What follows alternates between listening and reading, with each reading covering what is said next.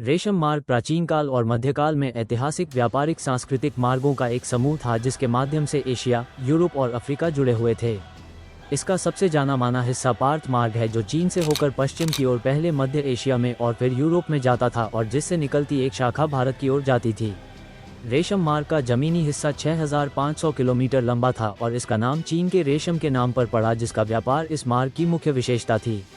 इसके माध्यम मध्य Asia, Europe, Bharat और ईरान में चीन के हान राजवंश काल में पहुंचना शुरू हुआ। सिल्क रूट का चीन, भारत, मिस्र, ईरान, अरब और प्राचीन रोम की महान सभ्यताओं के विकास पर गहरा असर पड़ा। इस मार्ग के द्वारा व्यापार के अलावा ज्ञान, धर्म, संस्कृति, भाषाएं, विचारधाराएं, भिक्षु, तीर्थयात्री, सैनिक, घूमतू जातियां और बीमारियां भी फैलीं।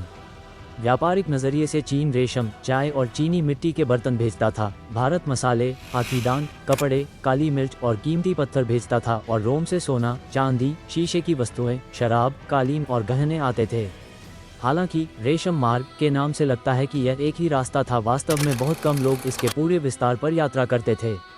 अधिकतर व्यापारी इसके हिस्सों में एक शहर से दूसरे शहर सामान पहुंचाकर अन्य व्यापारियों को बेच देते थे और इस तरह सामान हाथ बदल बदल कर हजारों मील दूर तक चला जाता था।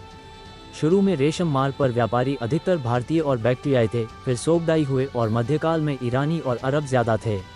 रेशम मार्ग से समुदायों के मिश्रण भी पैदा हुए, मसलन तारिम द्रोणी में बैक्ट्रियाई, भारतीय और सोगडाई लोगों के मिश्रण के सुराग।